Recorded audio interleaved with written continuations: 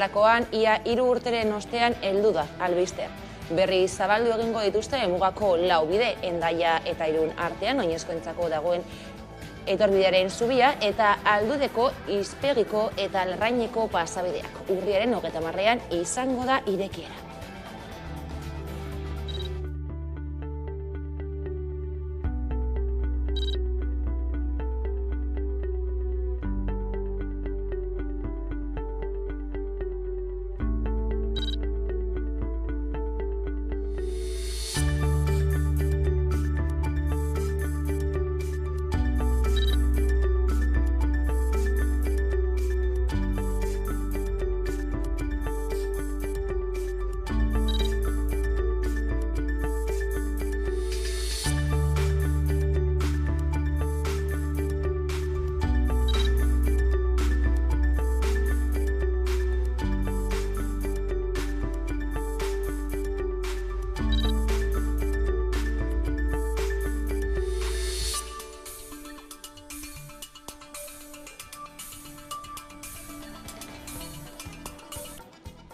Goranzko joera etengabean. Araba, Bizkaian eta Gipuzkoan, bizitegi bazterketa larrian daudenen egoerari buruzko azken azterlanak joera argia islatzen du. Gero eta pertsona gehiago bizi dira kalean, eta gero eta gazteagoak dira gainera.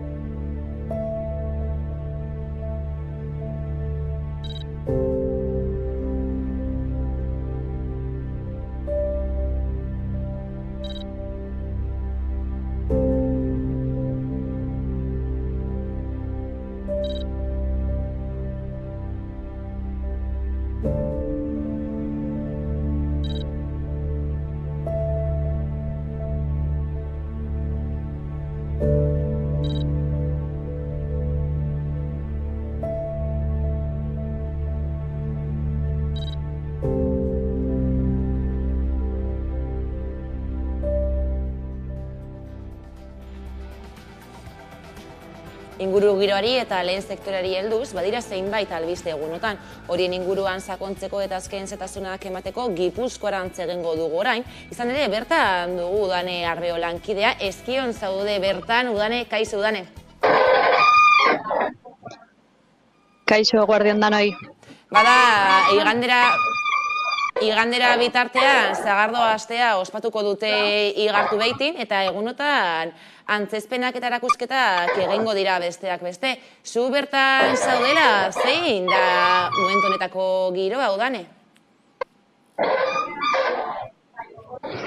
Bai, urtero ikusle asko erakartzen dituen jarduera da honakoa, Ezkion gaude igartu beti baserri museoan, eta une honetan sagar prentxaketa zuzenean ikusteko aukera dugu. Goizetik jende gerturatzen hasi da ona, hemen bertan 10 eta dozenaka jende gerturatu eta ongi etorria eman diote antzezlan batekin. Igartu behitin 17. mendean bizi izandakoa islatu diete, jarraian une honetan 12etan sagar jotzari ekin diote. Eta zuzenean ikusteko aukera dugu dolara, igartu behitiko dolarea martxan jarri dute kirikoketa erritmora mendetan zehar egin oizen bezala. Esan dezakegu benetan ikusgarria dela, bakarra, eta urteko garai bakarra dela, hau ikusteko une honetan daukagula izugarrizko aukera. Euskal Herritik zein mundu zabaletik gerturatu dira bisitariak ona, eta jarraian entzun dezagun Aileen Kaliforniarra. Kaixo, me llamo Aileen. My first time visiting the Basque Country. I love it here. I love the cider house. Beautiful experience. It only happens once a year, and today's my lucky day to have this beautiful experience. Delicious, delicious cider. Venga. Ostera, Udane, lehen sektorari ardatz hartuta, azken hilabete honetan, arazo larria izaten ari da, haziendan, ezta? Behien COVID izena ezagutzen dena edatzen ari da Euskal Herrian, zein da egoera, Udane? Bai, Gipuzkoan dagoeneko 880 barkatu kasu zenbatu dira, lurraldeko 315 etxaldetan, eta gaixotasunak hil dituen abereko puruak ere goruntz egin dut. Testuinguru honetan Gipuzkoako Foru Aldundiak laguntza eman die abeltzainei, kasu honetan 400.000 euro bideratuko ditu, eta gaitza areagotzen ari zela ikusita duela aste batzuk ere Foru Erakundeak erabaki zuen animaliei gaixotasunari aurre egiteko aplikatzen diren larrialdiko tratamendua 100% ordaintzea, eta ari gehitu bartzaio oraintsu bertan adostu duten neurri hauxe bera. Gaixotasun hemorragiko epizodikoa edatzen ari dela nola, hementxen ene sindikatuko Garikoetxea Zabalek azalduko digu.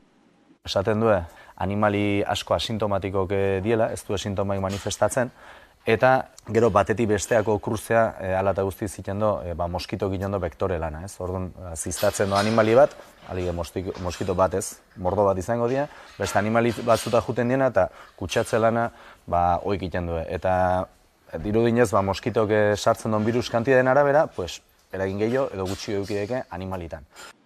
Eta bukatzeko udane, igande honetan emakume nekazarien nazioarteko eguna ospatuko da, eta emakume nekazariek badute, ospatu bai, baina borrokatzeko badute ere, ezta?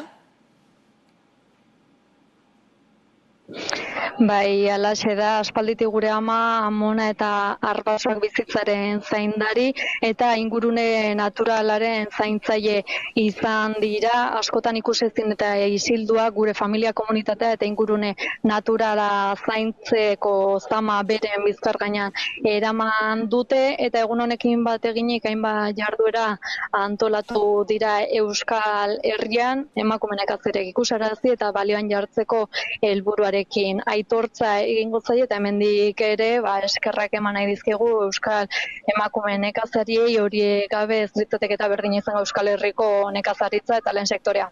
Eskerrik asko udane berriz ere gurekin izatagatik eta animo, mi esker udane. Mi esker. Eta emakume ez gabiltzala Euskal Herriko mugimendu feministak azaroaren 30erako deitutako greba orokor feminista erregistratu dute Nafarroan eta baita Araba, Bizkaia eta Gipuzkoan ere.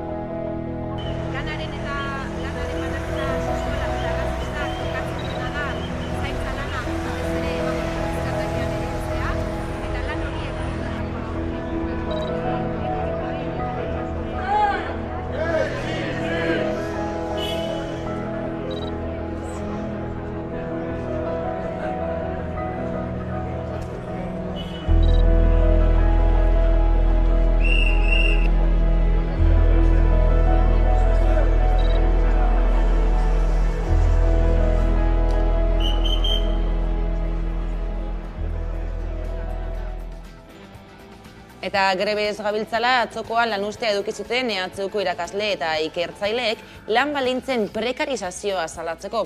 Deitzaileen arabera, grebak jarraipen zabala izan zuen, eta urriaren 25 sektore publikoko grebara deitu dituzte EHUko langile guztiak.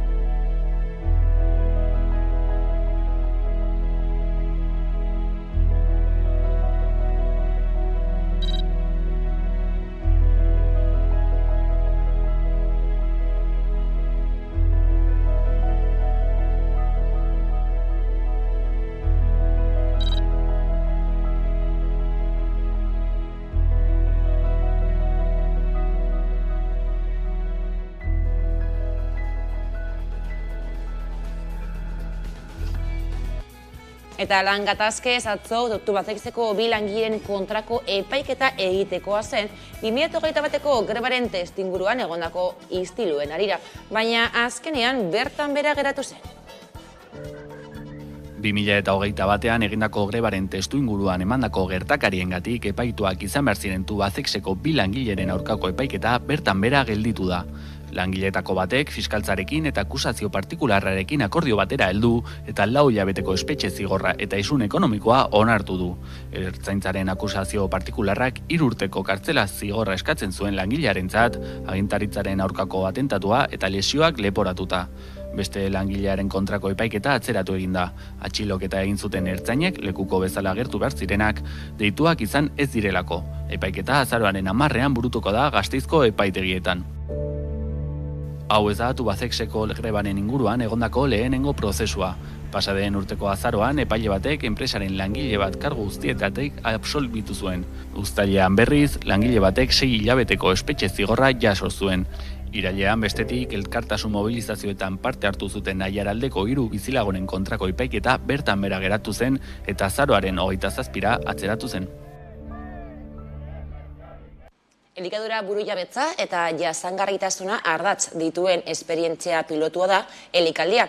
Bilbo Zaharra eta 7 garetako bizilagunen kontsumo ohiturak aztertu eta eraldatzeko auzolan dinamika hain zen ere. Urriaren 16an elikaduraren nazioarteko eguna da eta elikadura burujabetzaren aldeko ekintza eguna baita ere. Hori dela eta aste horretan hainbat jarduera antolatu dituzte eta gaiari heltzeko pantailaren beste aldean dugu Urtzi Ugalde, elikaldiko kidea. Kaixo Urtzi. Iepa, egunon. Beno, aipatu dugu ezta, elikaldia antolatu duzue, urriaren 16tik 21 batera bitartean, zein da elikaldiaren helburua? Bueno, zuk esan bezala, azken finean ardatza da elikadura burujabetza eta jasangarritasuna, ez? Eta hain zuzen ere, elikadura bezalako gai potolo batean. Potoloa, baina aldi berean, askotan deskuidatzen duguna edo inertziaz egiten dugun jarduera bat, ez? Orduan, bueno, aste baten egun horietan, nahi duguna da pixka kontzientzia hori piztu, ardura gehiago eduki gugan, gure planetarengan, gure ekonomiarengan.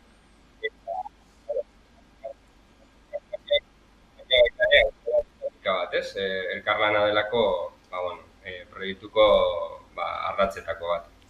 Elikaldia antolatu duzue beraz, urriaren 16tik 21 batera bitartean, ze intzuk izango dira, jorratuko dituzuen gai nagusiak izan ere, aste horretan, hainbat jarduera antolatu dituzue, konta iguzu Urtzi. Bai, azken finean elikaldian nolabait 3 rol edo daude jokoan, ez? Alde batetik daude elikaguneak, 60 bat izen eman da, hau da saltoki txiki eta taberna txikiak. Beste alde batetik daude elikaproduktuak, bai, 200 bat inguru registratu ditugunak, ikusi duguna diagnostikoa egiterakoan, taberna eta saltoki txiki horietan eskaintzen direnak, hau da gertukoak, sasoikoak edo ekologikoak diren produktuak. Eta azkenik eta importantena elikalagunak, ez? Oin justo izen emate bete-betean gaude. Eta orduan, 3 rol edo aktore hauen artean pixka bat jardungo gara eta kontsumoaz haratago, proaktibidade horretaz haratago, hainbat jarduera egingo ditugu, ez? Eta, bueno, bai astelehenean agerraldi publiko batekin hasiko gara. Gero, elikazozketaren irabazleen izenak emango ditugu, elikalagunak izateko, sartzen zara baita ere 30 bat produktuen zozketan. Baita ere, egun horretan bertan, astelehenean biragunean, egingo dugu berbalagun bat berezia elikadurari buruz.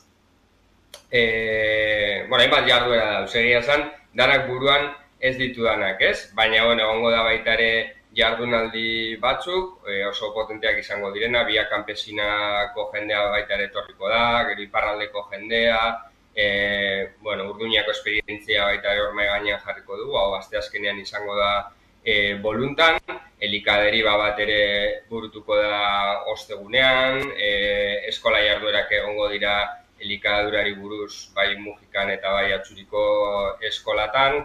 Gero ostiralean ere potentea izango den bertso dastaketa bat daukagu, Bilbo inguruko bertsolariak parte hartuko dutenak eta kalderapekon izango da hau. Eta gero amaiera emango diogu elikaldiari larun batean, ez? Larun batean egingo dugu ogia egiteko tailer bat goizean, baita ere egingo dugu triki pintxo poteo bat elikagunen inguruan, pintxo lehiaketan parte hartu dutenen inguruan, eta amaiera jaia bira kulturgunean, ez? Kontzertuekin eta elikapintxo txapelketako irabazleei saria emonez. Aipatu duzu, ez da urtzi, 11 jarduera entolatu dituzuela, elikadura burujabetza eta jasangarritasuna ardatz, ez da? Ez dakite ikuslei mezu bat zabaldu aldiezun edo gonbite bat elikaldi honetan parte hartzeko eta, aste horretan, urrengo astetik aurrera, antolatuko dituzuen jardunaldietan parte hartzeko. Bai, batez ere hori, Alde Zarra eta Bilbo Zarrako lagun guztieri, bizilagun guztieri, edo lan egiten duten guztieri, edo jarduera komertzial bat egiten duen orori elikalagun bezala apuntatzeko, oraindik ere izen ematea zabali dagoela, elikaldia.eus atarian. Eta gero bestetik esatea, esperientzia piloto bat dela, ez? Eta honen helburua baita ere da, jakitea olako jardun bat, hau da, Euskaraldia bezalako jardun bat elikaduran, zentzuriko daukan edo ez, eta poliki-poliki, igual Euskal Herrira zabaltzeko asmo horrekin, ez? Orduan, 11aren jartzuna aprobetsatuz Euskal Herrira zabaltzeko mesua baita ere, eta ia animatzea danok, bakoitzaren esparruan, auzoetan eta herrietan, halako ekimen interesgarriak egitera, desberdinen artean, ez? Azken finean, hemen gaudelako, bai herritarrak, herri mugimenduak, komertzioak, baita ere instituzioak parte hartu behar dute, komunikabideen babesa izan du baita ere 11 eta berriaren partetik, danon artean gauza politak egin daitezkelako elikadura burujabetza eta jasangarritasunean. Eskerrik asko Urtzi Ugalde, gurekin izateagatik, elikaldiko kidea eta animo jardunaldietan, eskerrik asko. Eskerrik asko zuei, agur. Egun hauetan zehar, Iñeko Gaztelu plazan Nafarroako tokiko produktu ekologiko azoka ikusgai jarri dute. Eguraldia lagun, bertik bertara, ekoizle eta kontsumitzaileen arteko muga ahalik eta txikiena izaten saiatu dira. Nafarroako produktu gozoak dastatu eta erosteko parada izango da igander arte. Tokiko produktuen astea heldu da Iruñeko Gaztelu plazara. 8. edizioa da aurtengoa eta Nafarroako produktuen erakusleio izateko helburua du. Bertako produktua, ekologikoa eta mimo handiz landutako elikagaiak plazari itzulia ematen dioten hainbat postuetan topatuko ditugu. Oso importantea da lehenengo sektorearentzako kontakto direkto produktoreak eta konsumidarearekin lotzea, jakitea, nolakoa dira produktuak, nola egiten duten produktu hori, eta baloratzeko hain importantea, ze importantea da berarentzako produkzio, kalitatezko produkzioa egitea. Eta baita ere, jakitea nola egiten duten produktu horiek eta garantizatzeko bere kalitatea. Oso importante da jakitea hori. Hemen Gaztelu plazan daukaguna da azkenean Nafarroako alimentazioaren irudi politena, goxoena eta gertuena. Seria onak, bertakoak eta oso langile onak bere produktotan. Azokaren helburua Nafarroako aberastasuna gertutik gizarteratzea da. Merkatuaren bueltan dauden ekitaldi guztiak lotuak dira elikadurarekin zein gastronomiarekin. Katak, landa garapenarekin lotutako gaiekin zine emanaldiak, eta aurten gainera, bertakotasuna baliatuz konsumitzeko manera bat, bertze espazioetara iristeko elikadura saiakera eginda. Gisa horretan, Iruñeko hotelekin akordioak izan dira, bertako produktuekin gosariak egiteko. Hori guztiarekin batera, unibertsitateko jantokietan, jatorri deitura duten produktuekin menuak egin dira. Denetik, pixka bat azkenean Reino Gourmet bezala aukeratzen ditugu Nafarroan egiten den azkenean bai produktu guztiak, eta alden eskaintza zabalena. Baina hemen oso garrantzitsua izaten da beti gaztarena, esnekiak, estia, azkenengo urteetan estia da gorantzari joana, eta gero, pastak, gozokiak, konserba beraiek, agate derivatuak, txerrikiak, garagardoak ere badaude, ardoa ekologikoak, pixka bat azkenean Nafarroako toki hain ezberdinetatik datozen, hain produktu ezberdinak. Guk egiten ditugu behi esnekiak, egiten dugu esne pasteurizatua, jogurra, gasna freskoa eta gasna guria. Eta ondua ere hasi gara pixket. Eta gure diferentziazioa izan daiteke gure esnekiak badirela larretan elikatzen diren behiekin, ez dela osoikoa sektorean.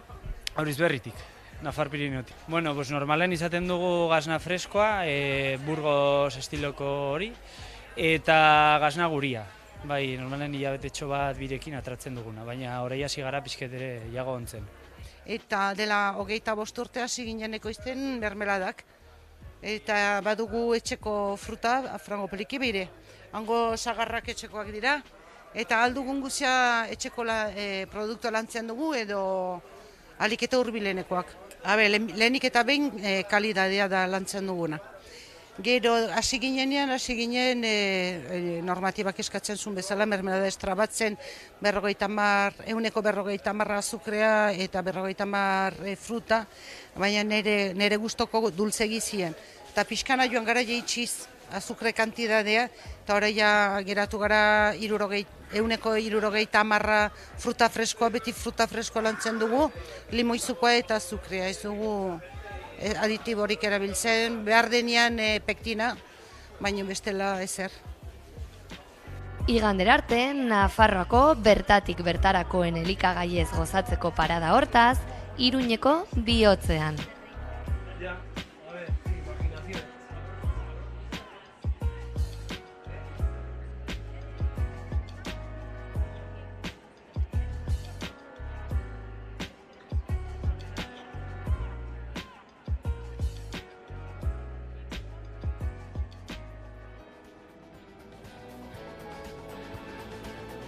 Eta bukatu aurretik, politikan kontu bat, EAJak uste du Sánchezekin duen negoziazioa bide egokian sartu dela.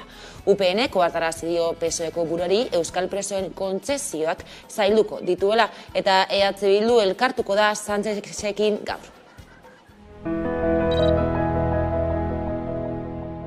Borondate alde bietatik dagoala, guk aldez aurretik ere azaldu genduen, euren aldetik argia izan zan atzo, eta nik uste orain lanean jarraitzeko urrengo pare bat astetan, ez dakik oraindik investidura deialdian noiz izango dan gainera, baina azaroak erdikalde horretara gitzi gora bere biliko da, eta nik uste borondatea badagoala, eta zeren gainean hitz egin bebai, gitzienezko itzura hon bat hartzen dugu. Lanerako, behintzat zabaldu da bide egoki bat.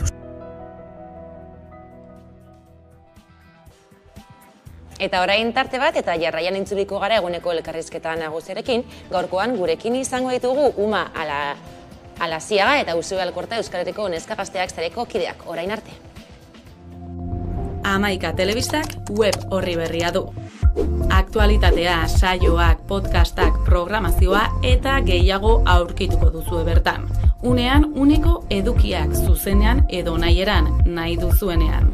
Edo zein tokitatik Hamaika telebista denon eskura, mugikorrean eta ordenagailuan. Etengabean eguneratzen den informazioa. Hemen hamaika.eusen. sorlekua utziz geroz ondiko tzala beharrez jenko ona urrik aldu ta beti nere nigarrez primaderan hasi orduko arbolak estaltzen lorez soritxo bat heldu zaut beti nire egitik egalez.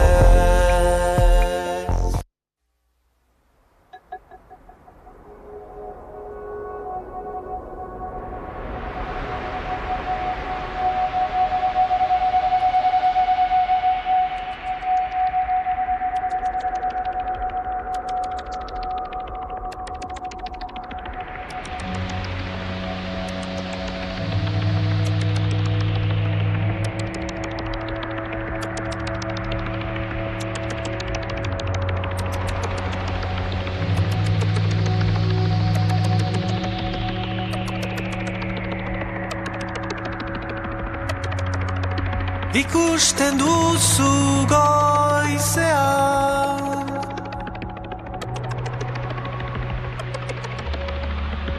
argia hasten denean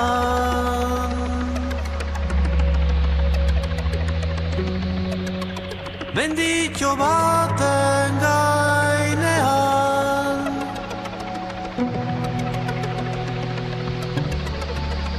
menditxo baten gainean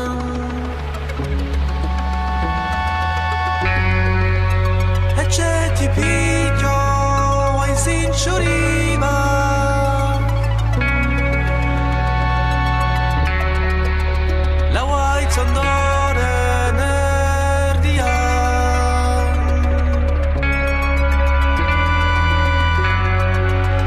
saku xuri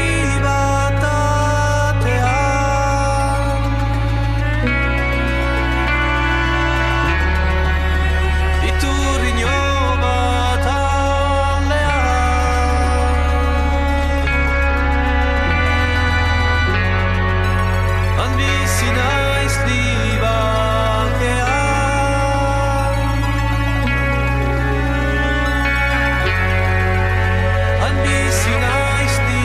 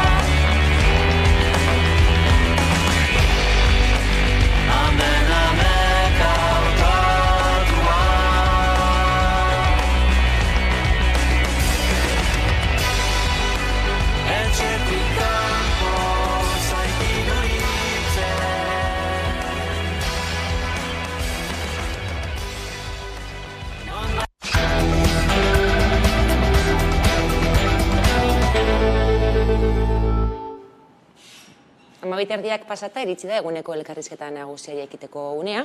Izan ere, bihar abiatuko da Usurbilen batera jotzea, eta horregatik gaurkoan gurekin ditugu Uma Olasia eta Usue Alkorta, Euskal Herriko Neska Gazteak sareko kideak. Kaixo bioi eta ongi etorri. Kaixo, bai. Eskerrik asko ongi etorri. Bueno, bihar abiatuko da batera jotzea, prest, zaudete? Bai, azkenengo lantxoak egiten ez, muntaketan gabiltza, eta ja egindako guztia eginda dago, beraz, azkenengo kontuak itxisterakoan, biharko dena ekiteko preste egongo delakoan gaude. Prest zaudete beraz, eta ez dakit, izen ematea eta nola joan da, egia da imaginatzen dut, orain arte, oraindik jendeak apuntatu daitekeela, baina nola doa? Bai, izen emateak irikita jarraitzen dugu, baina, beti ere aforua bete arte ongo litzake irikitza, orduan dei bat ere emetikan izena emateko gertatu nahi balin bada batera jotzea, eta printzipioz badijua betetzen, hasi que pozik ere zentzu hortan. Eta gainera, aurtengo batera jotzea, testuinguru berezi batean dator, ezta? Azaroaren 30ean greba feminista orokorra dugu, eta zehazki hori egongo da erdigunean. Hori da, batera jotze bat izan genuen duela 2 urte Elizondon, funtzio batzuk betetzen zituen, eta ikusi genuen ez, Euskal Herriko Neska Gaztei bultzada emateko tresna egokia zela, aurretik ere udalekoak egin izan ditugu 2017tik, eta artean izan genituen beste udaleku batzuk, eta bertan egokia iruditu zitzaigun beste batera jotze bat egitea, zaintza greba orokorra zetorrela kontuan hartuta. Utopiak lehertzeraino lelopean, ez da, batera jotzea, eta modu batean edo orduan, batera jotze honen helburua hori izango da, ez? Greba orokorraren gaia edo lantzea. Bai, hori da. Batera jotzeak betetzen du funtzioa momentuko biharrai erantzuteko eta tresna bezala funtzionatzen du. Orduan, testuinguru hortan antolatzen dugu aurtengo batera jotzea. Greba horta behi dago, esango dugu, saria beha indartzeko, eta baitxare antolakuntza propio bat bultzatzeko, eta neska gazte bezala ere zaintza gatazko, zaintza sistemak zemodutan zeharkatzen gaitxun horren inguruan teorizatzeko gure posesiotik, aiz baitxare ongoia beste posesio batzetatik izketan ingo duen jendiak, eta horri erantzuteko ere testuinguru hontan batera jotzea. Aipatu duzu ez, zareak ehuntzeko, ez? Zein garrantzitsua den batera jotzea, ez? Euskal Herriko neska gazte ezberdinak elkartzeko eta problematikak edo iritziak elkarbanatzeko.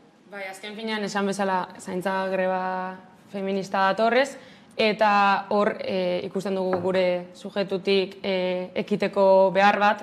Egia da Euskal Herriko neska gazteak oro har herrian eta tokian tokiko militantziatik abiatzen dela.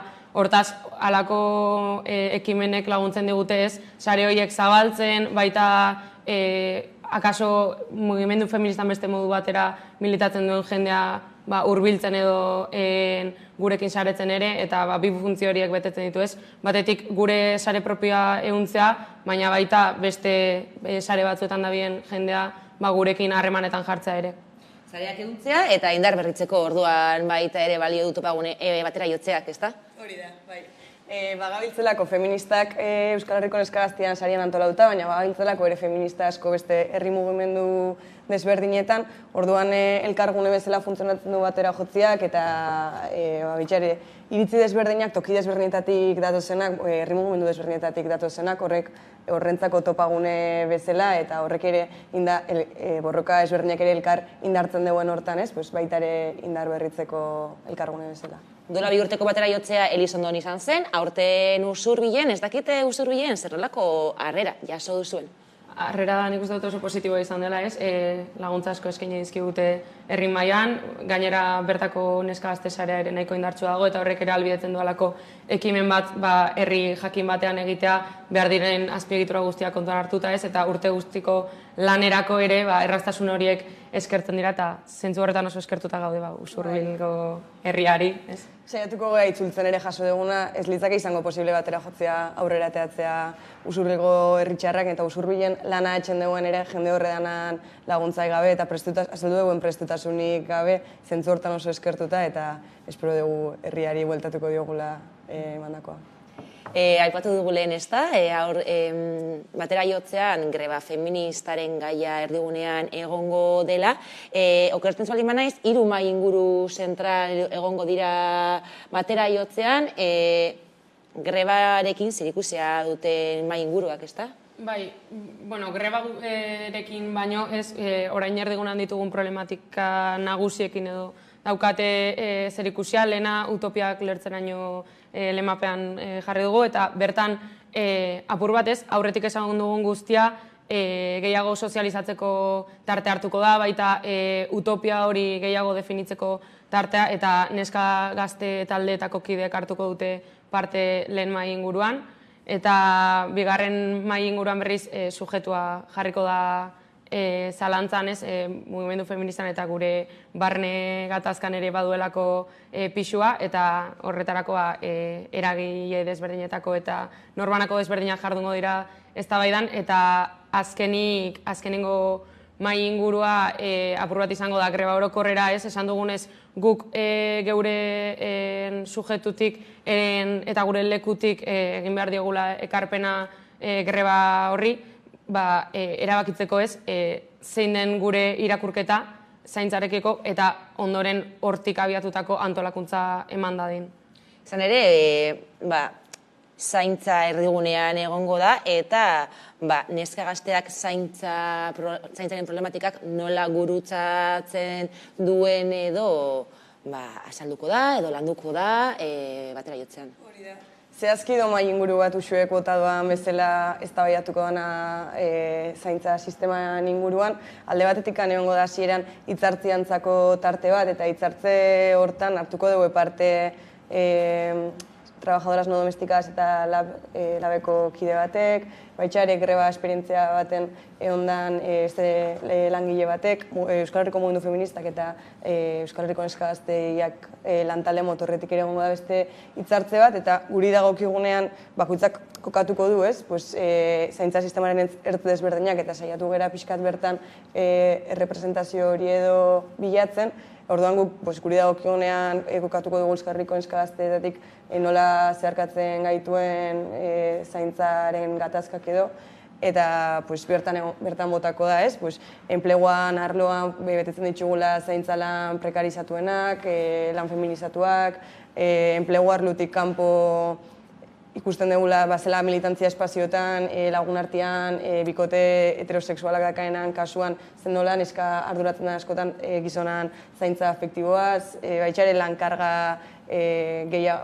lankarga handiago hori ikusten duguna klasean, ikusten duguna orokorrean, gizonakin partekatzen ditugun espazioetan edo, orduan, mahai inguru hortan kokatuko dugu guri ertz horretatik edo nola zeharkatzen gaitun zaintzaren gatazkak, eta bigarren zati hortan hori behin kokatuta eta ertz desberdinak kokatuta zentratuko gehiago neska gazte bezala nola antolatu behar garen grebaren aurretik eta nola galditu behar ditugun unibertsitateak, nola galditu behar ditugun institutuak, eta bigarren zati hori izango litzake antolakuntza horretara bideratuta zentzu hortan.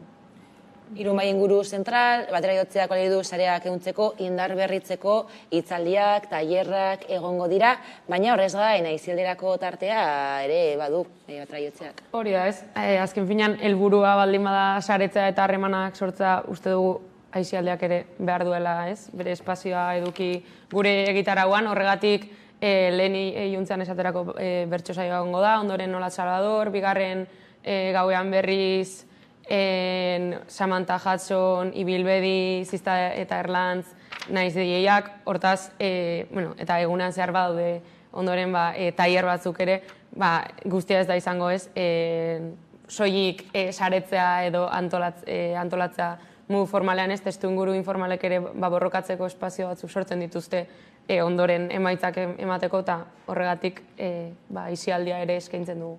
Eta izan ere autu bat, eskaintza hori aisialdiko eskaintzara izatea espazio esmisto bat. Uste dugulako ere sustatu behar dela espazio esmistoak aisialdi ere muan, orduan, autu hori oinarri hartuta edo ere saiatu geha eskaintza hori antolatzen, eta ez bakarrik aisialdiari dagokionean saiatu geha ere planteatzen ditugun printzipioei jarraiki edo batero jose eredu aliketa jasangarriena eta edo antolatzen, eta horri guztiari erantzutea lortzen dugu. Eta horrez gain protesta ere egingo duzu, ezta?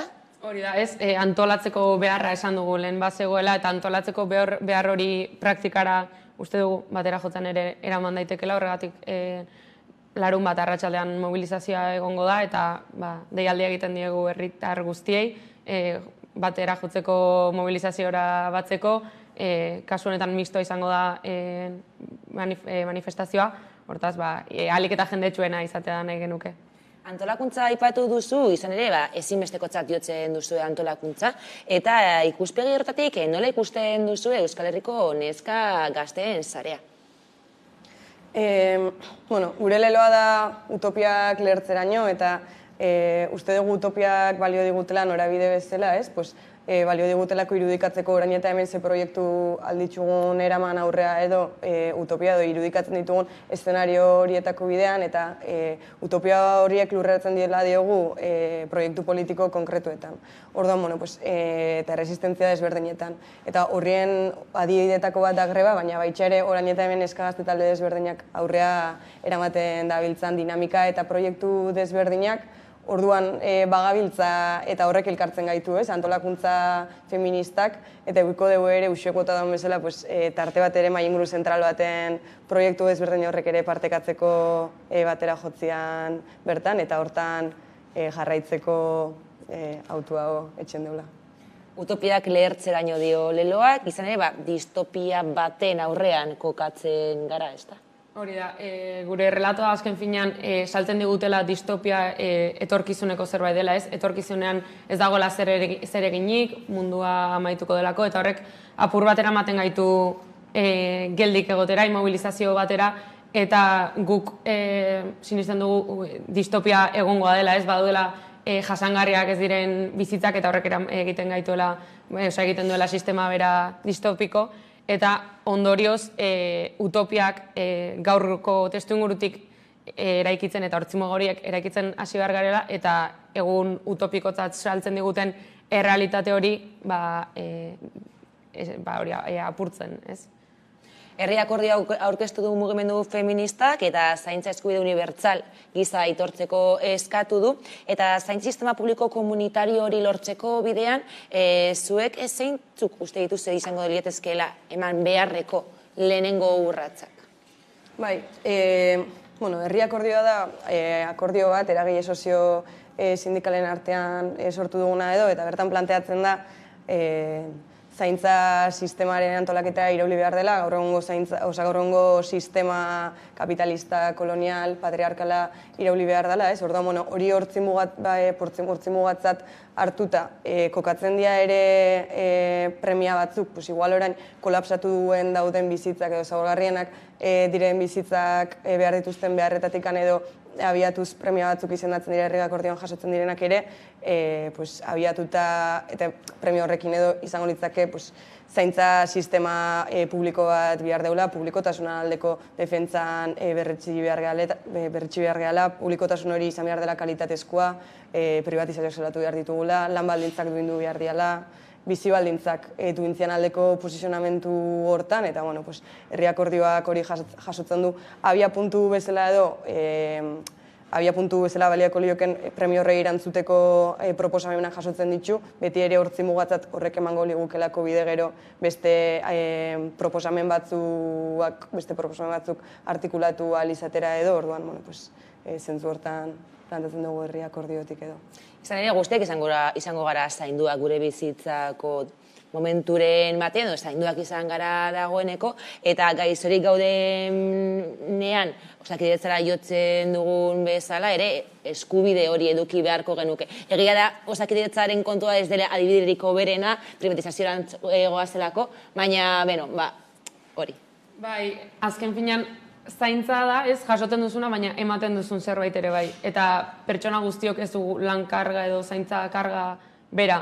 Hortik datorrez, irakurketa neska gazteok zaintza nola zeharkatzen gaituen, noiz zaintzen dugun nola zer egoeratan, eta horrek sortzen gaitu, bilakatzen gaitu sujetu propio bat, eta hor erantzun behar diogu ez zaintzaren aferari gure ikuspuntutik. Egia da, sistema publiko komunikario hori luzera begirako planteamendu bat da, hainbat kontu apurtu behar dira, eta izan ere, oraindik bada zer hausnartu eta hausnartzeko tartea ere batera jotzean egongo da. Hori da, zaintza sistema publiko komunitario hori edo hortzimuga, esan dugun bezala hori orain eta hemen lurreratu behar dugulako, hori hortzimuga bezala kokatuta edo orain zer egin behar dugun, ez? Orduan, zer egin behar dugun hortan, hortako antolakuntza beharrezkoa da, eta hortako beharrezkoa da antolakuntza erako, espazio batzuk sortzea gogoetatzeko, antolakuntza hori nondik, nola, ze modutan egin behar dugun edo hausnartzeko, eta batera jotzea izango da hortako momentu bat, jasoko dalako ere hori xin, esan dugun bezala, talde bakuntza zertan da bilen, ze proiektukin, zertan, ze modutan algean ere elkar elikatu, biharrezkoa dalako hori antolakuntza hortako, eta antolekuntza biharrezkoa dakaulako sistema iraultzeko bidean edo. Garrantzitsua da, izan batera jotzearen ostean, izan grebearen ostean, mugimendutik lanean jarraitu beharra badago. Hori da. Eta batera jotzea da mugarrietako batez, baina gero dator greba orokorra, greba orokorraren ostean beste mugarri batzuk izango ditugu, eta halako puntuek elkarrekin gaudela erakusteko balio dute ez. Ikusteko zuk egiten duzun hori ez duzula zuk zure herrian eta zure konbikzio propioz bakarrik egiten, zerbait kolektiboa dela ikusteko. Eta bukatzeko neskak, oraindik izen ematea irekita dago, mezu bat, ez dakit, ikuslei animatzeko, animatzen izan protestara joateko, izan batera jotzera joateko, mezu bat zabaltzeko. Bai, asko dakagula protestatzeko, asko dakagula salatzeko, asko dakagula ere entzuteko toki desberdinetatik, hortako izango dela batera jotzea, izango dela indar berritzeko momentu bat, bihar deguna mugimendu feministan, elikatuko garena ere beste mugimendu desberdinetan dozen feministatatik, izango dela mugarri handi bat, bereziki gaztiontzako ere oain ditzugun erronka guzti hoiei aurre egiteko edo, así que, emateko izena, animatzeko, izango dela... Urte guztian borrokatzeko txute bat izango da, azkenean ordaz animatu. Eskerrik asko gaurkoan gurekin izateagatik, Uxue Elkorta eta Uma Ulazia, animo baita ere, lanean jarraitu barra duzu, baina egin berdinean ondo pasa. Mila esker humiatzagatik. Hori da. Eta orain tarte bat, eta jarraien utziliko gara, solasaldiarekin orain arte. Hamaika Telebistak web orri berria du. Aktualitatea, saioak, podcastak, programazioa eta gehiago aurkituko duzu bertan. Unean, uneko edukiak zuzenean edo nahieran nahi duzuenean. Edozein tokitatik Hamaika Telebista denon eskura, mugikorrean eta ordenagailuan. Etengabean eguneratzen den informazioa. Hemen hamaika.eusen.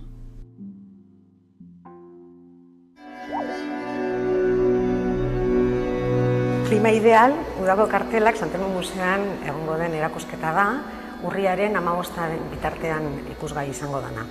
Bertan, kartel ezberdinak ikusiko dira, eta guztiek amankomunean dutena da, Donostia eta Gipuzkoa ezagutzera emateko eginda daudela, helburu horrekin eginda daudela. Beraz, bi gai uztartzen ditu, alde batetik ilustrazio grafikoaren evoluzioa eta bestetik gaia bera, zer dan adierazten dana eta zer dan adierazten ez dana. Erakusketa 7 ataletan antolatuta dago eta bakoitzak gai bat lantzen du. Gai bakoitzean ikusten dugu gai bera nola landua izan den denboran zehar. Lehenengo atalean turismo nortasuna eraikiz izenburupean ikusten dana edo erakusten dana nola hasiera baten erreferentziak oso internazionalak direla, beste edozein tokitan izan zitezkenak, eta gitxika nortasun propio bat eratzen dela, nortasun grafiko bat. Egia da, Donostiak erabaki bat hartu duela, erabaki politiko bat hartu zuela 19. mende bukaeran, Donostia turismo indargune bat izan behar zala, baina grafikoki beranduago iritsi zen. Karteletan Donostiako irudia agertzen da, ikusgarrienak diren atalak, baina badago baita ere beste irakurketa bat, beti emakumeen irudia agertzen dela. Eta garai bakoitzean, emakumearen itxura, saldu naizen irudi hori lotutako itxura zen, irudia zen. 20. hamarkadan, kartelen ekoizpenak gorakada handia bizi izan zuen, faktore asko daude, baina oso esanguratsua da, sasoi horretan lehiaketak egiten hasten direla. Bigarren atal honetan, ideiak leian izenburupean, lehiaketa ezberdinetako adibideak ikusten ditugu. Lehiaketa berez, prozesua bera ere difusiorako bide moduan erabiltzen da. Deialdi egiten da, normalean atzean edo turismo patronatua edo bestelako erakunde bat egon daiteke, deialdia egiten da, gero eskaintza jasotzen dire, erakutsi egiten dira, eta guzti hori difunditzen doan prozesu bat da. Beraz, lehiaketa oso bide erabilgarria izan da promoziorako. Adibide hauetan, San Juan, Zarautz edo Donostia bera, erakusteko modu ezberdinak ikusten dira. Batzuk irudia hartzen dute, beste batzuk argazkiak sintetikoagoak, argazkiak eta objektuak aukeratzen dituzte, beste batzuk igual klasikoakoak izan daitezkenak, edo azkenik argazkiaren indarra eta kolaxaren hizkuntza erabiltzen dutenak. Bisitariek zeregin bat behar zuten, eta orduan ekitaldi ezberdinak antolatzen dira. Berez, gela honetan, bi atal daude. Batean, jolasa eta diversioa ikusten da, eta beste aldean berriz, euskal jaien sorrerari lotutako atala. Kasinoak izan ziren eskaintza zabaletariko bat, bai Gran Kasino, de San Sebastian edo Gran Kursal. Jokoa debekatzen danean, beste modu batera ere aurrera jarraitzen dute, eta batez ere ekitaldi ezberdinak egiten dituzte, jai tematikoak egiten dituzte, eta bakoitzak bere kartela izango luke.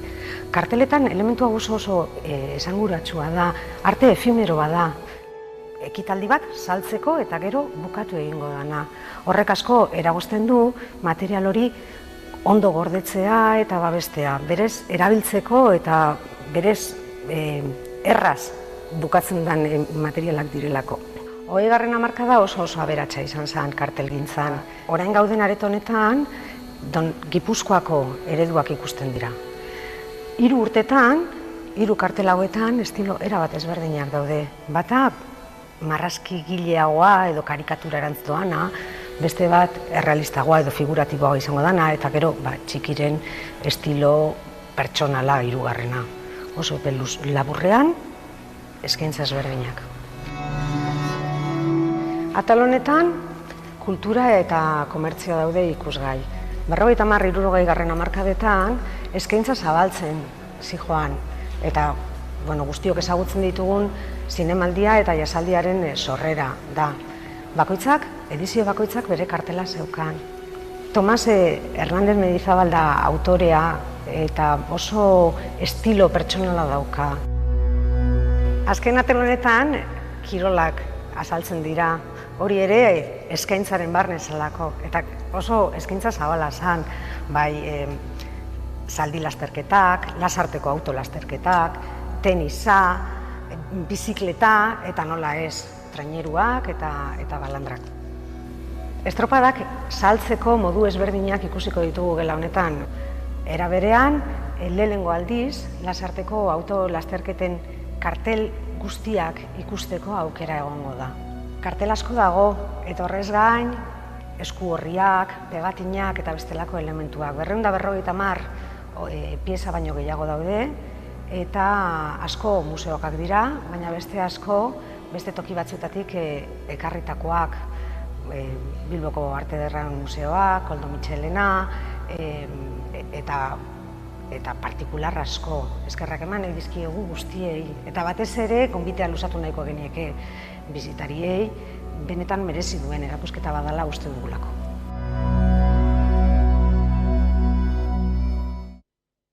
Sorlekua utziz geroz ondiko tzala beharrez jenko ona urrik aldu ta beti neren igarrez primaderan hasi orduko arbolak estaltzen lorez soritxo bat eldu zaut beti nire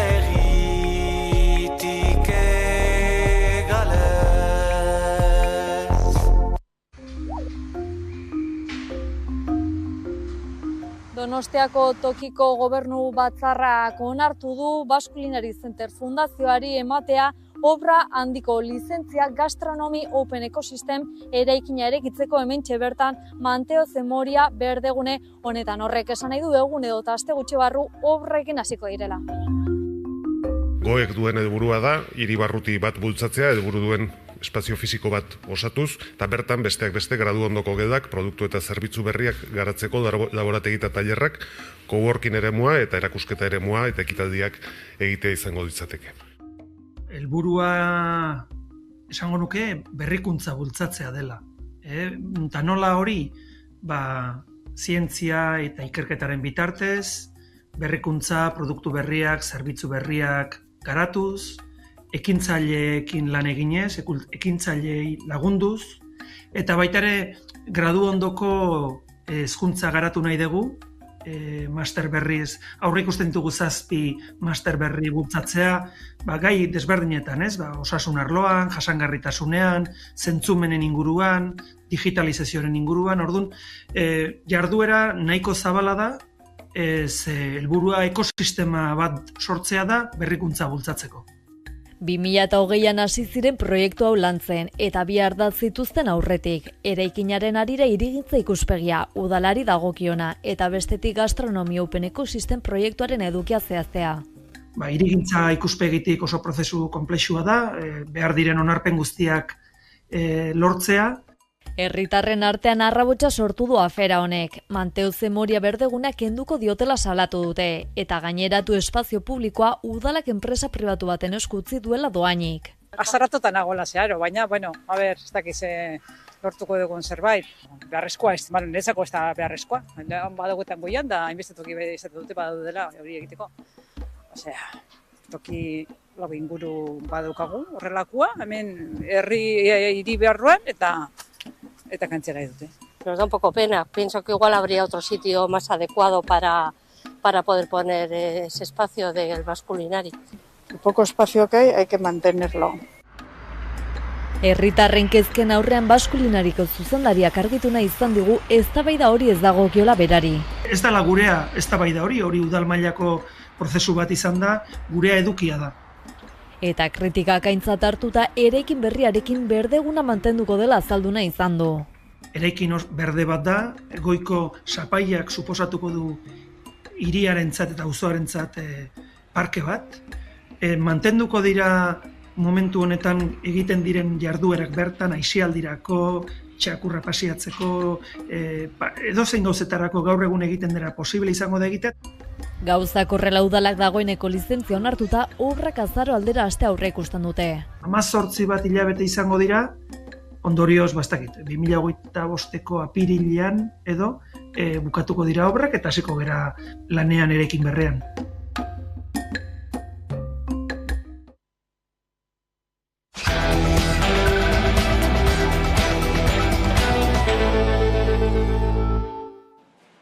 Ordu batak pasata iritsi da zoazaldiari ekiteko unea, eta horretarako gaurkoan gurekin ditugu Alaitz Argandoña eta Eneko Ander Romero. Kaixo bioi, eta ongi etorri? Eguerdion. Nazioarteari begira jarriko gara, gazak argindarrik gabe jarraitzen du, ez du argindarrik, eta gainera gatazka edatzeko arriskuan dago. Ospitaleek egia da 2-4 egunerako argindarra dutela momentu soilik, baina behin egun horiek igarota, egoera okerrera egingo du.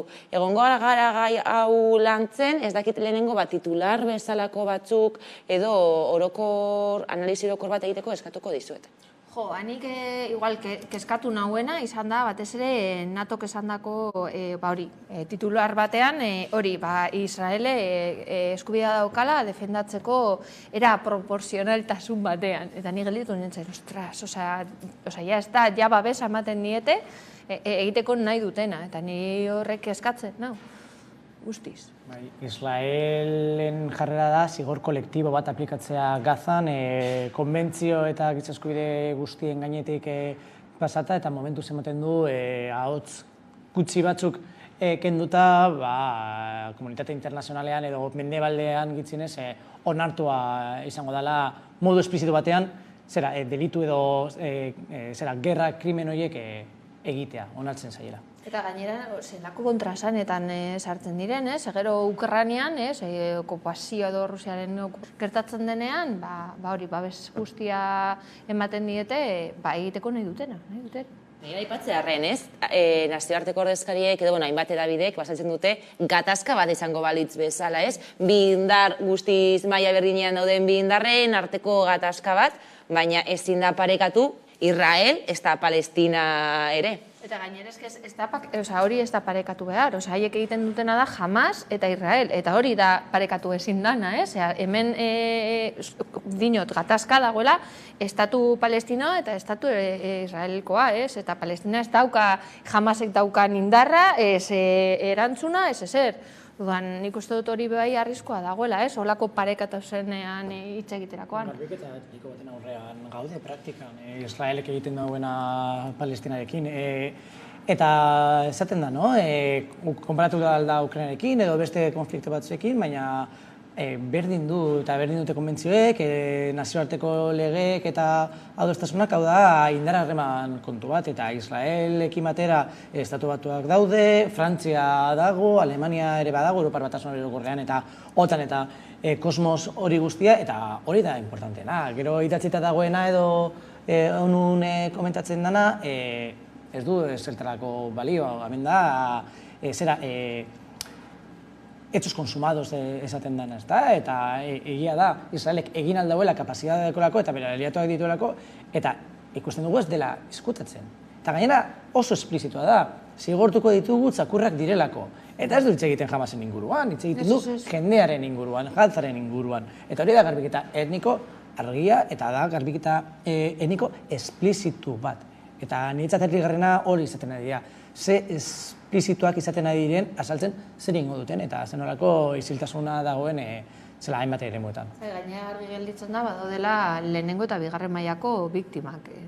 Konflikto guztietan gertatzen da, baina hemen, dinot, begibistakoa da, hori ezberdintasuna egiten dela, ez? Nortzuk dira onak eta nortzuk dira eta gero, beste aldetik hori esan dutena, hori bide humanitario egingo dutela, eta ez laguntza jasotzeko, orduan zure etxean, zure herrian geratu nahi baldin baduzu, ez daukazu aukerarik, ze azken finean ez duzukiko ez janaririk, ez ezer. Bai, azken finean ikusten ari garena da, nola gatazkaz hitz egiten dugu, baina hau ez da bi aldeen arteko gatazka edo gitzenez bi alde horiek esan duzu bezala ez dira Palestina eta Israel, da Palestina eta Hamas edozen kasutan, baina zigorra palestindarrek jasotzen dute.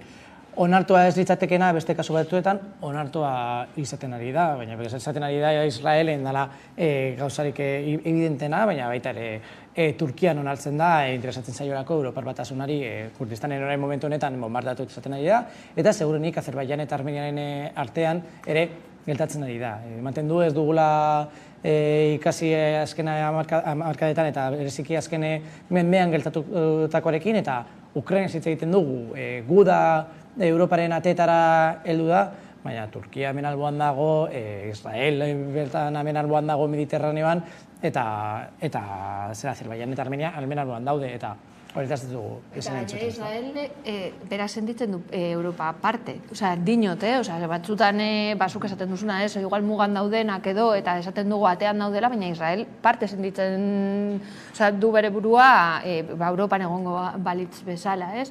Nik uste dut bebai, harrigarria da nola jendea orain konturatzen den, gertatutakoaren ostean, ez? Orain jendea esaten dugu, hor gatazka bat dagoela edo hor guda bat hasten ari dela, baina urteak eta urteak daramatzate olako bortitzkeria pairatzen, ez? Azken finean jendea hori esaten du, orain Hamas hor egon da gertatuko da hau eta bestea, baina palestinarrek jasotako humiltasun guztiak eta zel adin txikiko jendea atxilotua izan dana, esan nahi dut. Urteak eta urteak dara daramatzate hori pairatzen, eta inork ez du horretaz hitz egin. Bakarrik orain, batean alarma sortzen da, eta alarma nork sortzen duen eta zertarako hori da, nik uste dut bai garrantzitsua dena.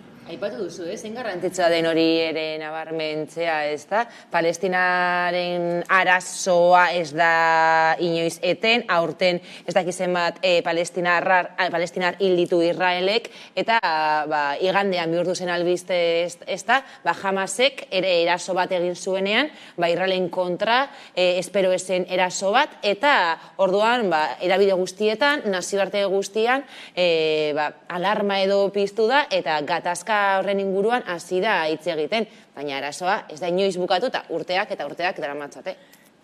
Palestinako agintariek eta bereziki bere diplomatikoek esaten ari dira, esan dute azken egunetan eta diskurtso batek garatzen ari dira, nik uste dut oso azeltatua dana, eta da, honetaz hitz egiten ari gara, egondalako eraso bat Israelen aurka. Israelek 2014an adibidez egin zuen bezala eraso orokor bat egiten badio Gazari, ez gineteke honen inguruan hitz egiten egongo. Segurunik, hemen agian bai, foro honetan bai, badakigu foro hau eta justo herri hau berezia dela, baina nazioarteko agendan ez ditzateke egongo. 2019an protesta pazifikoetan jende multzo bat hurbildu zanean Gazean mugara guztiz modu pazifikoan eta tiroka jaso zituztenean hainbat pertsona hiltzen, hori oso zirkulo txikietan hitz egin zen. Hitz egiten ari gara honen inguruan, Israelek jaso duelako eraso bat, oso doltsua izan dana, ez maila berdina, baina doltsua izan dana, ohituta duten estandarretarako, esango dugu, baina bestela, ez genuke ezer jakingo, ez dugu ezer jakin eta hor dauz datuak, ez da, zenbat hildakoak egon diren Gazan eta zenbat bombardaketa egon diren Gazan azken urteetan. 2007tik daroa Hamas Gaza gobernatzen hauteskunde ostean, Israelen apoioa edo sustengua jaso zutelako, hori beste gero sakonduko dugu horretan agian. Eta ordutik hona, eta hori baino lehen, milaka hildako egon dira. Eta ez dugu horretaz hitz egiten, ez dago agenda internazionalean, zergatik. Israel oso herri aurrerakoia omen da, oso potentzia ekonomiko importantea da, oso potentzia militar bat da, eta egiten dutena autodefentsa da. Israelek egiten dutena ere terrorismoa da, eta terrorismoa baino da giza eskubideen urraketa masibo eta konstante bat. Eta gai honekin jarraitzeko, Marcelo Díaz kastaria, naizeko kastaria, pantailaren beste alboan dugu, kaixo Marcelo, eta eskerrik asko gurekin izatagatik. Kaixo. Jarraitzen du eta eremua etengabe ari da erasotzen Israel, egoera humanitarioa gero eta okerragoa da, dagoeneko 338.000 desplazatu baino gehiago daude, egun bakar batean gainera 75.000 izan dira. Bai, gainera kontuan izan behar dugu desplazatu horiek Gazaren barnean direla, ezin dute atera kanpora, Gazatik kanpora muga guztiak itxita dituztelako. Zentzu horretan uste Israelek bere mehatxua betetzen ari dela, argi eta garbi izan zuen argindarra, ura, erregaiak, botika, janaria, hornidura guztiak etengo zituztela eta Gaza suntsituko zutela, eta zentzu horretan bere hitza betetzen ari dira eta bizitzen ari garen egoera, izugarrizko hondamendi humanitario baten aurrean gaudela esan genezake, izan ere aipatu duzu, dagoeneko elektrizatzerik ez dago Gazan, horrek izugarrizko egoera izugarri komplikatuko du, zeren eta edozein laguntza humanitarioa jasotzeko ere aukerarik ez dago, ospitalek ez dakate argindarrik, izugarrizko bombardaketak egiten ari dira, izugarrizko hildako eta zauritu kopurua izaten ari dira, eta Gazako ospitaletan ez daukate zauritu hauek hartatzeko aukerarik, horretan, ni uste behar bada ere hitz egin beharko genuke mendebaldeko zurikeriaren inguruan, hemen ez da aipatzen laguntza humanitario hori nola helarazi, inorrek ez duzue zalantzan jartzen Israelek sarraski hau burutzeko eman dioten karta zuria, eta azkenean, guztio batu ikusten dugu beste behin ere, behar bat ere aipatu beharko genuke ez dela Israelek Gazaren kontra egiten duen lehen erasoa, zoritxarrez azken urteotan behin eta berriz errepikatzen den irudiak ikusten ari gara, baina behar bada oraingoan ere, behar bada maila horretan beste pauso bat eman dute, eta gertatzen ari dena izugarria izaten ari da. Badirudi gainera, Israelek ez duela asmorik batzera egiteko eta horrela jarraituko duela. Aipatu dugu, Gazak momentu honetan ez duela argirik, egia da ospitaleetan, larrialdirako sorgailuekin daudela, 2-4 eguneko tartea iraupena izango dute sorgailu horiek, baina behin egun horiek igarota egoerak okerrera egingo du. Eta gainera lehen aipatu duzu zuriketa, ez da, Martzelo, tartean adibidez, Alemaniak eta Austriak laguntza hori bertan bera ustea erabaki dute? Bai, azken aldian egia da Palestinarekin ematen den elkartasuna kriminalizatzen aurrera pausuak eman direla. Eta ez da lehen aldia, laguntza humanitario hori Hamasen laguntzarako desbideratzen dela gisa horretako salaketak mahai gainean jartzen direla. Azken finean gogoratu behar dugu Gaza, Zisjordaniak ere egoera oso latza bizi du eta laguntza humanitarioaren beharra dauka, baina Gazaren egoera behar bada oraindik larriagoa da. Erabat itxita dagoen eremu bada, 2.300.000 lagun dira bertan, ez daukate oinarrizko zerbitzuak beraien kabuz zuzenean kudeatzeko aukerarik, beti ere kanpotik heltzen zaien laguntzaren menpe daude, eta horren aurrean, Israelek ere esan genezake laguntza humanitario hori beste arma bezala erabiltzen ari dela. Azken finean, Gazako populazioa ito edo erail nahi du zuzenean, eta horretarako ere hornidura horiek moztea erabaki du. Eta esan bezala, Europako eta Mendebaldeko beste herrialdeekin oniritziarekin. Azkenean badirudi Europako Batasunan estatu batzuek ez dutela pausu hori eman nahi, eta azkeneko diru laguntza humanitarioaren hornidura hori etetea ez dute erabaki momentuz, baina azkenean ikusten dugu, duela urte batzuk pentsaezinak izango ziren neurriak dagoeneko agenda politikoan ezarrita daudela. Neurriak aipatu dituzu, izan ere, nazioarteak neurriak jar ditzakeen bakarra da Israelek eraso horiek gelditzeko edo egun hauetan, hainbat adierazpen entzun ditugu nazioarteko ordezkarien inguruan, nola balatu genezake ordezkarien adierazpen horiek eta euren jarrera? Ni uste egia esan Palestinarrek ez daukatela itxaropen handirik nazioarteko erakundeetatik heldu daitezkeen laguntzaren inguruan. Begiratzen egondu naiz eta nazio batuek erresoluzio ugari onartu dituzte Palestinaren alde eta Israelen politikaren kontra. Adibidez, azkena 2016 urtekoa da eta Israelek burutzen ari den kolonizazioaren kontra egiten du eta kolonizazio hori gelditzeko deialdia egiten du. Hori esan bezala 2016 urtean izan zen eta ordutik kanona Israelek kolonizazio hori mantendu eta areagotu egin du. Azken finean beti ere esaten da, negoziazio baten inguruan dagola konponbidea, baina nire horretan ere kezkatiak izateko elementuak baditugula. Azken finean konponduko da egoera edo konponduko zueten bat helduko da, baina zoritxarrez egoera ez da sakonean konponduko edo eta datozen hilabeteotan edo urteotan berriro izango dugu beste sarraski bat edo beste hondamendi humanitario bat. Azken finean ni uste Israelek oniritzia dauka bai Mendebaldeko estatuen partetik eta azken aldian ere herrialde arabiar ugarirekin harreman diplomatikoak eta negozio ekonomikoak burutzen ari da, sinatzen ari dira, eta zentzu horretan ni uste azkenean beste behin palestinarrak bakarrik daudela eta nazioarteko komunikatzeak berriro ere begiak itxiko ditula pairatzen ari garen hondamendi larri baten aurre. Eskerrik asko Martzelo Díaz Naizagarako kastaria gurekin izatagatik eta hurrengora arte. Bale, ondo izan, gero arte.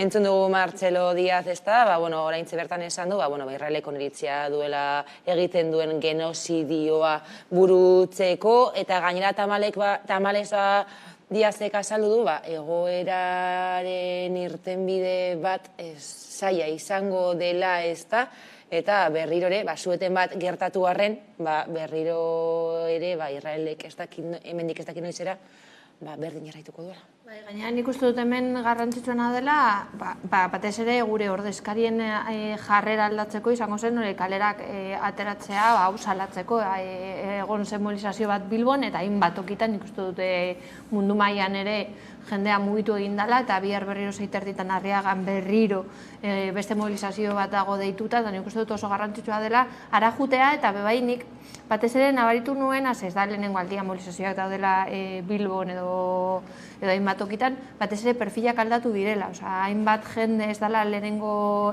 tipularen azalekoa, enteratu dela eta atera dela.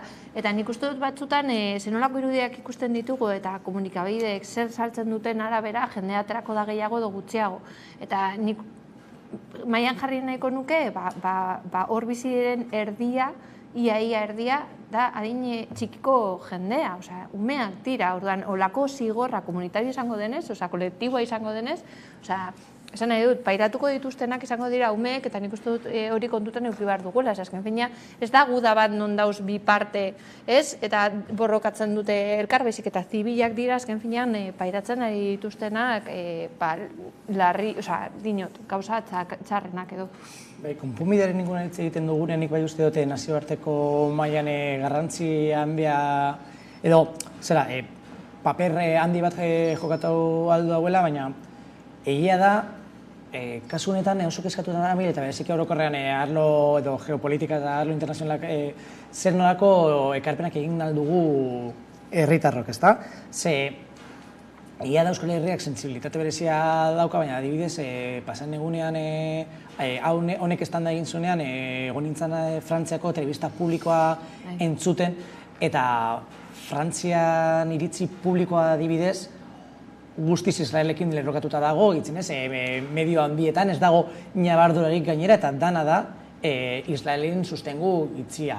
Alemanian antzeko gertatzen da, Italian antzeko gertatzen da, eta inkluso Estatu Espainolean telebista publikoan ez kenduta telebista pribatuetan, Israelekin lerrokatze erraldoi bat dago. Beraz, hor, iritzi publikoa mugitzea betikorako lan bat egingo du, izan beharko da. Baina bai usteot, konponbidea ere ikusi behar dugula edo etorriko dela inhandi baten barne mailan. Barne mailan zaten dudanean da Israelen bertan. Israelen badauz abotzak gerra honen aurka eta badauz abotzak inkluso Netanyahuren eta azken hamarkadetako politiken aurka. Eta hor dago, adibidez, beste batzuen artean eragile batzuk, militar hoien eragileak esaten dutena gatazka honi konponbidea emateko beharrezkoa dela Palestinako jendeak nolabiteko esperantza bat, apur bat ikustea. Ze orain gertatu dana da, eta Hamasek eta beste batzuk horretaz baliatu dira, ez dagoela esperantzarik, ez dala ikusten irtenbiderik, eta pertsona batek ez duenean irtenbidea ikusten berdin zaio hilda edo bizirik egotea, eta hor ere Israelek arazo bat dauka. Ja, barne mailako puntu baten, ez da, arazo bat dauka. Nik uste dut, baitere galdetu behar digula gure buruari, eta galdetu behar dugu analizia egiterakoan zergatik egin du honek estanda orain. Eta orain egon gara hitz egiten, bai Israelen barne arazoen inguruan, egon gara hitz egiten azken hilabetetan, nola ezin zuten gobernua sortu, nola gobernu horretan ultraeskumak pisu handia zeukan, eta aipatutako militarroien elkarte honek esaten zuen, hau guztia gertatu da, gure soldaduak beste Zizgordanean egon direlako kolono ultren nahiak edo beharrak asetzen, edo haien babeserako, eta horregatik utzi dugu abandonatuta, gagotzen artean, Gazako muga, eta orduan hau gertatu izaten ari da, ze gobernua eskumatara egin du ultren eskuetan jauzi da, eta hori Israelen biziraupen estrategikorako arazo da, bat da baita ere. Ze hor, aukera bakarra geratzen dena da, palestinarren esterminioa. Eta hori, ez da gertatuko, ezin da gertatu, ze hor muga batzuk eta marra gorri batzuk dira 2 milioi pertsona dira Gazan, ez dira atrebituko hori guztia garbiketa oso bat egiten. Beraz, bai, kanpotik bai, ikusi aldugu egin, baina konponbidea ere barrutik etorriko da, eta Israelek badaki egin alduela nahi duena puntu bateraino, edo jakin marko luke, puntu bateraino, baina marra gorri batzuk bai daudela, puntua da nun markatzen ditugu eta nor markatzen dituen marra gorri horiek. Eta, bueno, zigarren eguna da gaurko okertzen zebalin banaiz, Israelek gerra deklaratu zionetik Gazari ezta, eta, bueno, gaurkoan Israelek, justo orain bertan egin irakurtzen, Israelek esan du, Gazaren zete hori eutziko diola, Hamasek baitutakoak askatzen ez dituen bitartean, eta nola ez, beste behin ere, ondorio hauek paretuko dituztenak gizartea pertsonak izango dira. Baina noski, nik hori da, kezkatzen nagoena, azken finean ondorio guztiak, pairatzen dituztenak izango dira, hori, herritarrak, ez? Nik ez dute berritzar bat gisa hartzen. Zergatik, ze hor, eta baituen estrategiarekin nik uste dut hori dela helburuetako bat, hor negoziaziorako puntu bat irekitzen da, eta da baituekin zer gertatzen da. Eta baitu horiek, eta nik uste dut ere Hamasen estrategia dela, jendea desesperatuta egon alda, baina hau mugimendu politiko bat da, politiko-militarra, armatua, baina mugimendu politiko bat da, eta baituek badaukete logika bat. Eta logika hori segurik izango da, eukitea hor baza bat negoziaketarako. Eta Israelik esatea, horretan jartzea indarraz, salto alziren, zerat dana zuntzitzen eta listo, hor jartzea indarra, nik uste dut, zaila da, ez da berri on bat, baina bai usten du hor argizpi bat, negoziaketa bat, balizko negoziaketa bat egoteko. Kontua da, ea nahi duten ez, zein punturaino eta zein baldintzatan. Baina, ze nolako adierazpenak egin ostean, orain atzera pauso bat emutea oso zaila izango litzateke. Osa, dinot barne baina, azken finean, egin eta jaku eta egindako adierazpen guztiak, nik uste dut bere postua kolokan jartzen duela, hori atzera pauso bat egoten baldin bada. Eta, importantea da ere aipatzea Gazaren inguruan hitz egiten ari gara eta Israelen inguruan hitz egiten ari gara, baina Israelen baitan eta hau bertan dagoen jendearekin kontrastatua daukat, da hainbat lekuetan, hainbat tokitan, lasaitasun erlatibo bat dago, Israelen baitan, Hau da, ez da gerra bat deitu izan da, baina ez dago jendea Tel Aviven edo Haifan edo Abretan, ez dago jendea lar kezkatuta. Altzen dute, eskalada bat da, baina ez daukate oraindik gerra absolutuaren logika hori. Hizbola ez da sartu gerran, eta lehenengo adierazpenak esan zen, gu momentuz ez dugu zer egingo. Ikusiko dugu eskalada hori norarte doan, ze hori oraindik eskalada bat da, hori da, oso larria eta oso grabea barkatu jatzeko jendearentzat, baina oraindik eskalada bat da, ikusiko dugu noraino egiten duen gora eta esperantza dagoen oraindik bai diskurtsiboki gora egiten du, bai Gazaren egoera gero eta larriagoa da eta oso modu harinean, baina ikusiko dugu nork eta nun jartzen duen frenoa honetara edo gitzenez frenoa daukan nala ez. Ikusiko dugu beraz, eta diogu gara nazioarteari begira, ez da. Orain bestelako gai bati helduko diogu, investidurari, nola ez? Esan zen investidura, oraindik ez dakigu zehazki noiz izango den. Bideotxo bat ikusiko dugu investiduraren kontuek emandako azkenarekin, eta orain helduko diogu.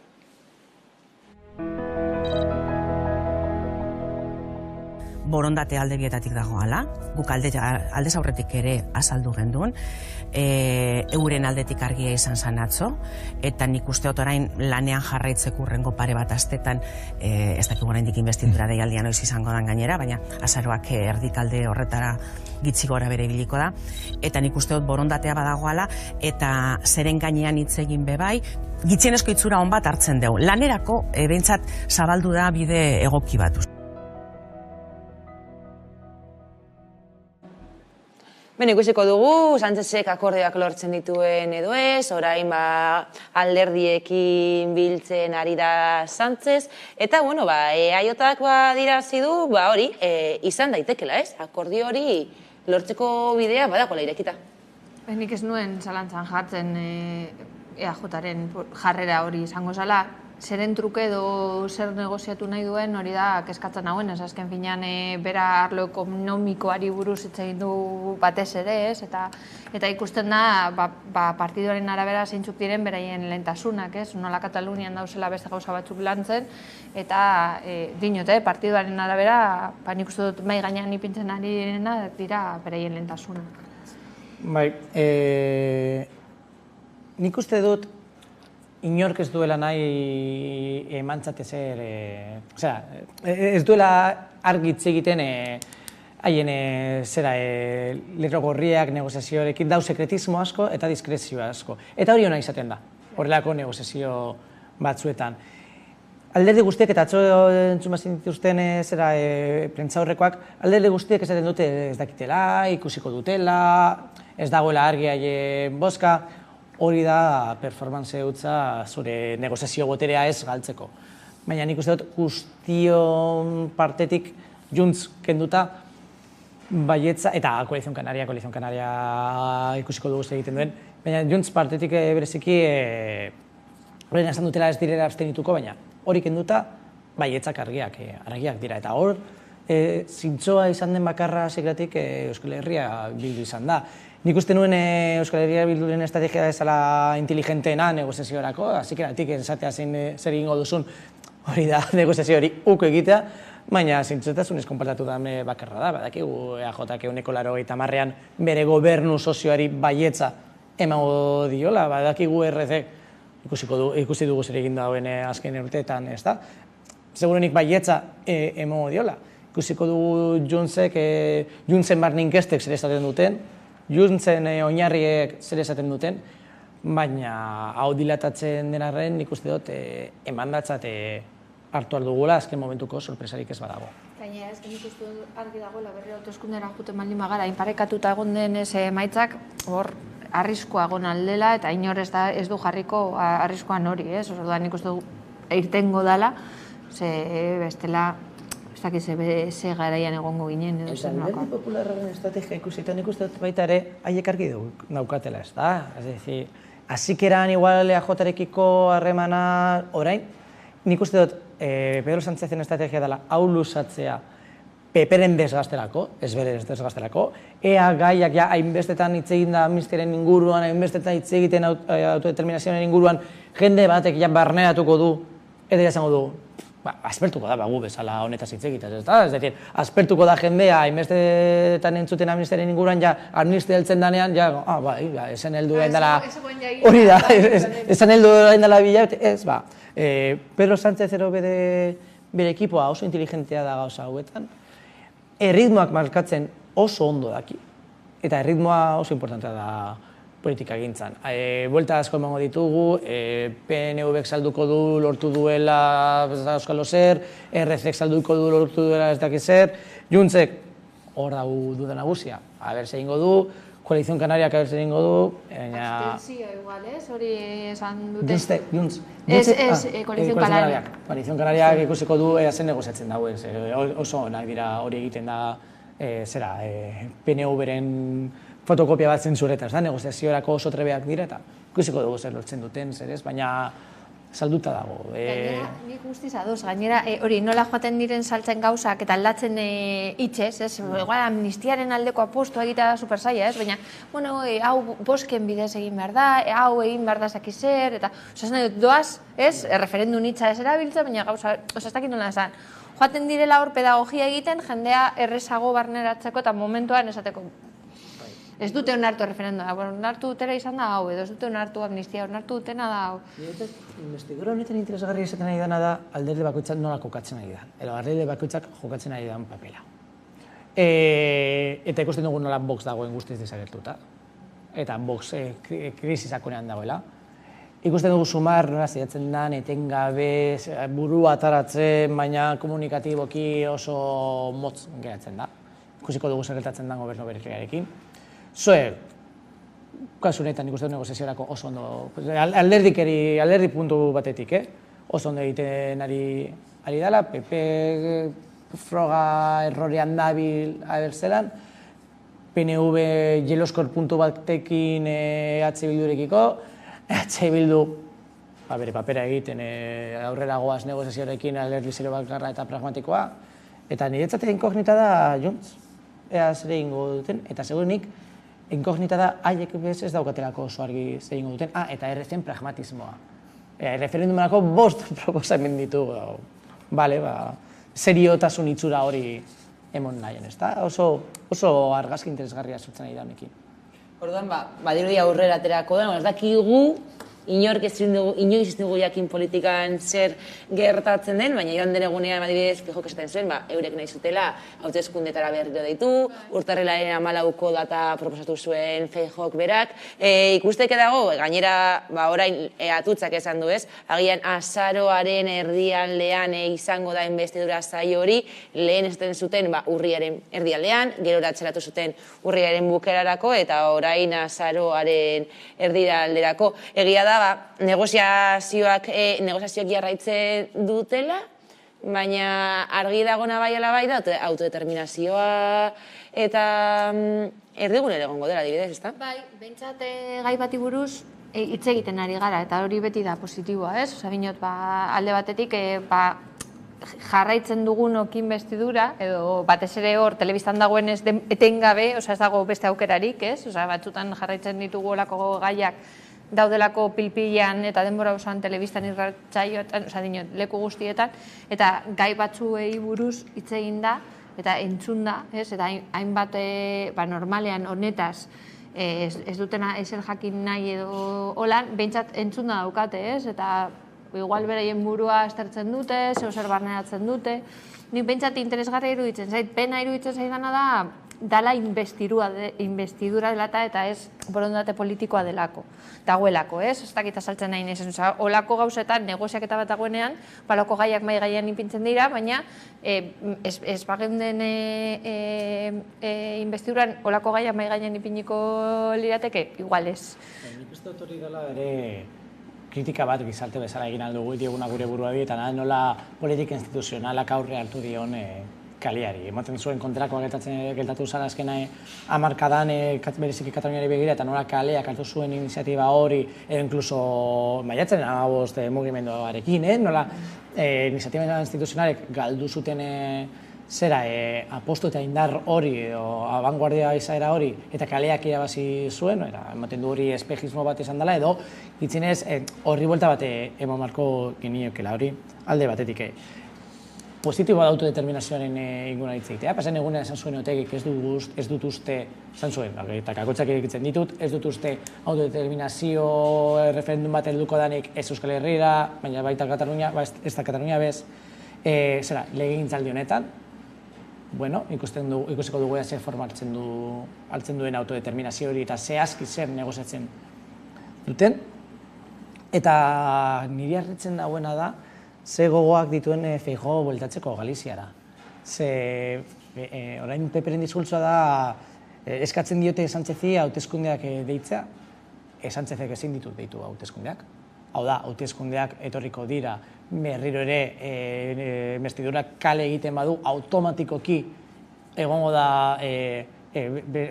dira berriz hauteskundeak, baina ezin ditu korteak disolbatu, dara presidente en funciones, ezin ditu korteak lesalatu. Así que hau da, gezurretan dabiltzate badakiterako. Baina hauteskundeak errepikatzen badira eta Feijok ez badauka berriz ere aukera gobernu bat sortzeko, nik uste dut, danok dakigula, Feijó bueltatuko dala bere etxera.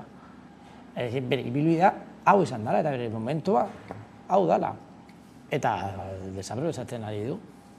Bai, gaina nik uste dut egindako adierazpenak batez ere aurrekoan, ez bere investidura izan zenean edo saiakera egin zutenean, nik uste dut izan ziren oso bortitzak, oso ez dakite eskumakoak, batzuk kontentatzeko edo lan, orduan hori funtzionatzen ez badu, zuk esaten duzun ez dago bigarren buelta, behintzat bera burua izan da. Zereko gai bati helduko dio orain, ze azkenean investidurarekin ibiliko gara bueltaka eta bueltaka badirudi, etxe bizitzaren gaiari, Araba, Bizkaia eta Gipuzkoan, bizitegi bazterketa larrian dauden egoerari buruzko azken txosten argitaratuta, eta horren arabera, gero eta pertsona gehiago bizi dira kalean, eta gainera gero eta gazteagoak dira. Bideo bat ikusiko dugu, eta orain helduko diogu gaiari.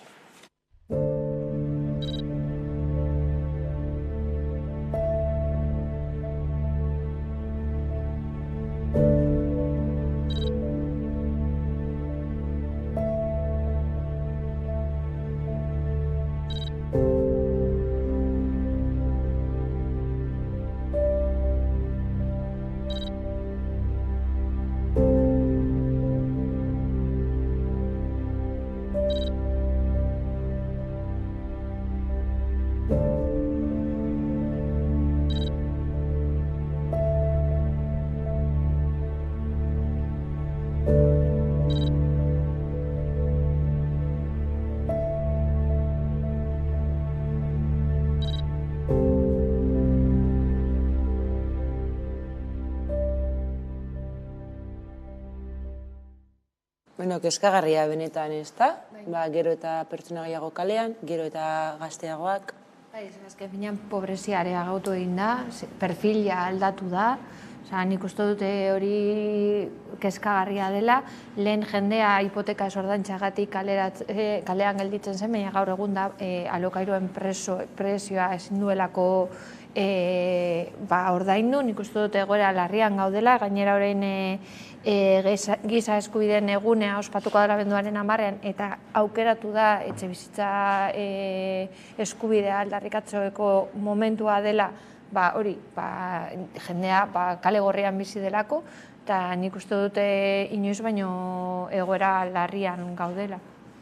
Azkenean, esan duzu, profila guztiz aldetu da. Azkenenko, eta ja luzetik dator inkestek eta ikerketek ikusi, ekarri dute, maigainatu dute, segregatzaeko aldagai klasikoak izan dira normalean klase eta generoa gure gizartea komplexizatzen den enean aldatzen ari dela eta maigainan jartzen da segregatzen dutuen edo pobrezia zer dan eta zer ez, edo muga hori markatzen duten aldagaiak dela jatorria eta adina.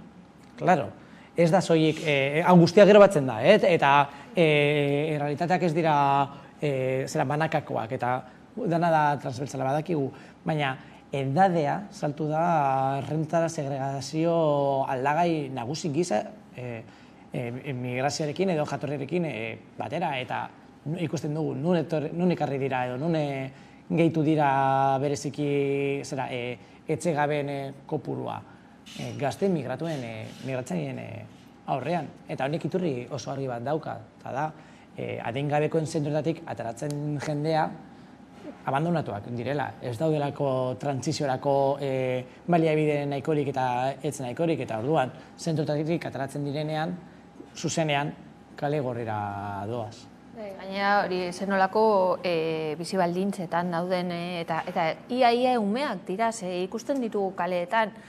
Bai, ez dira adin txikikoak, baina ez oraindik ez dira helduak eta gainera bizi izan dituzten esperientziagatik, suposatzen da olako etxeetan oso babestuta daudela, baina ez da daukate, ez dakizen lan atopatzeko trebetasunik edo ikasketik edo, nik uste dute ez dagoela oso ondo landuta etxe horretan, olako gauzak gero kalera edo ez dakit benetako bizitzara joaterakoan, benetan aukera ikuitzeko bizi duin bat lortzeko. Etxe bizitza lortzerakoan, jendea badeko arrasakeri bat, bai daukate puntu bat, eta zailago daukate lortzeko etxe bat, enplegu bat, eta nik uste hori oso zaila dela, eta gero hori albergetan eta olako etxeetan zenolako irizpidea jartzen dituzten sartu alizateko. Daukate oso arau oso zorrotzak horretan egoteko, eta badakigu kopuru handitu dela, baina zenbat eta zenbat pertsona dauz izkutaketan olako bizi baldintzan bizitzen, Eta adibidez orain dela gutxi atera da hori Zorrozaurren daudenak esanez hor pabilloietan hainbat jende, eta segurazki izango da perfil horretakoa, bizi den oso bizi baldintza arrean eta zenolako eragina daukan gero elkar bizitzan auzoetan eta holan. Nik uste dute da arazo oso larria, eta Bilbon batzutan ematen du kalean bizi direnak izkutatzen direla, kentzen dizkietela haiek daukaten manta eta dana, ez? Orduan, ez da arazo bat konponbide erreza daukana, eta gainean nik uste dut afrontatu beharrean izkutatzen dela batzuetan, ez? Egia da konponbidea ez dela erreza, baina entzun dugu behin baino gehiagotan adibidez, guraldi txar egiten duenean, edo kriston hotza dagoenean, aterpen edukiera edo handitzen dituztela, baina gero behin denboraldi hori igarota berriro murrizten dute. Orduan agian, aukera handitzeko badago, baina soilik egoera horietan irekitzen dituzte. Normalean egoera hauetara bi erantzun nagusi daude. Bata da erantzun sekuritarioa, eta erantzun sekuritarioa ez da jende horrek ez daukatzea, behar dutetzea, da jende asko dago kalean bizitzen eta horrek ematen du segurtasun faltaren sentsazio bat, eta orduan polizia bidaltzen duzu jende horri gauzak kentzeko, inkluso Bilbon gertatu da, ez da? Bilbo Garbia bidaltzen dituzte gauzak kentzeko eta mangeraz bat emateko jendea ez egoteko kalean, ez da? Ez egoteko kale horretan eta dispertsatzeko.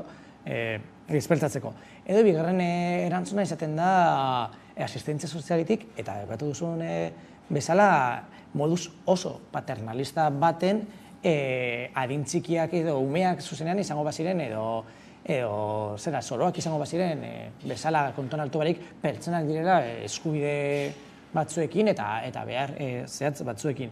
Ez dira jartzen baliabideak, ez dalako prioritate politiko bat, eta ez dira jartzen baliabideak nahi ez dalako.